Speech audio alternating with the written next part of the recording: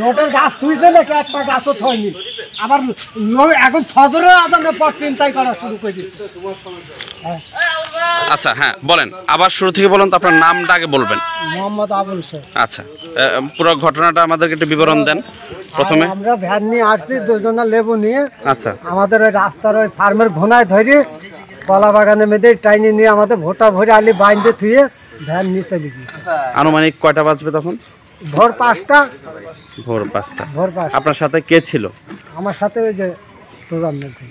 আপনি একটু কষ্ট এদিকে আসেন, আপনার নামটা আগে বলবেন একটু। আমার নাম মোহাম্মদ মুজাম্মেল হক। আচ্ছা, একদম ঘটনার প্রথম থেকে একটু বলুন তো। আমরা ভ্যান নিয়ে চলে আসার পরে আমাদের বলে দাঁড়াও, দাঁড়ার পরে বড় বড় অস্ত্র নিয়ে ওরা আমাদের লাভাই নিয়ে নিচে নিয়ে যায়।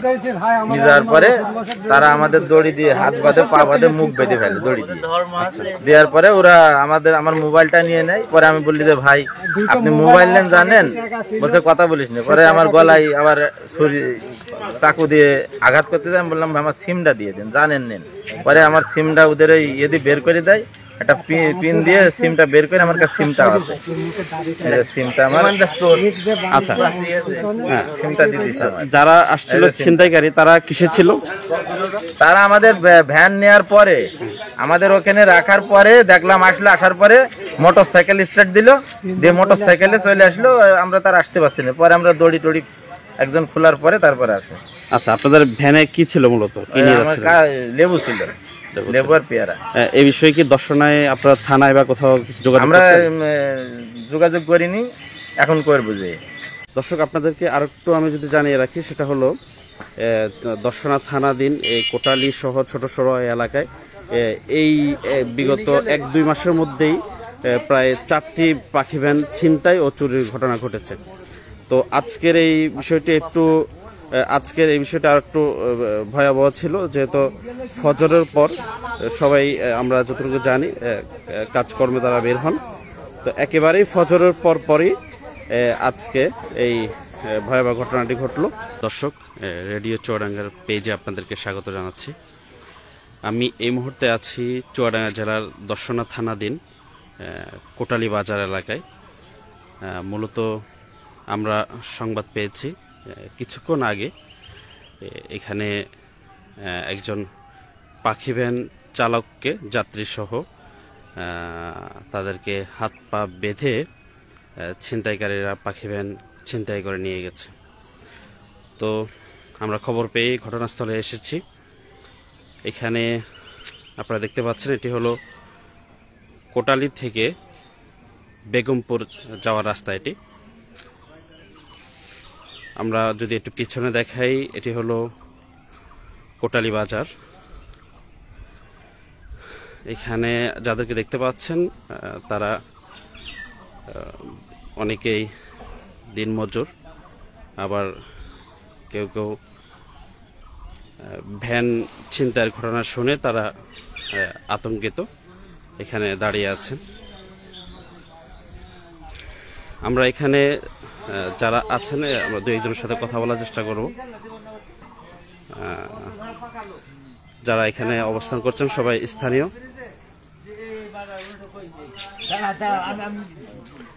আমরা এই বিষয়ে একজনের সাথে কথা বলবো। আমাদের সামনে আছেন তিনি ছোট সলোয়া এলাকার মোহাম্মদ আলমগীর হোসেন।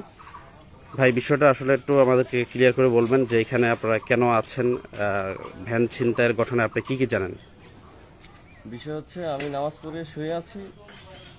আমার পাশের বাড়ি আমার হচ্ছে জামাই, আমার ফুপা হয়, অর্থাৎ আবুল হোসেন। উনি সকালবেলা একজন যাত্রী নিয়ে দর্শনার উদ্দেশ্যে যাচ্ছিল।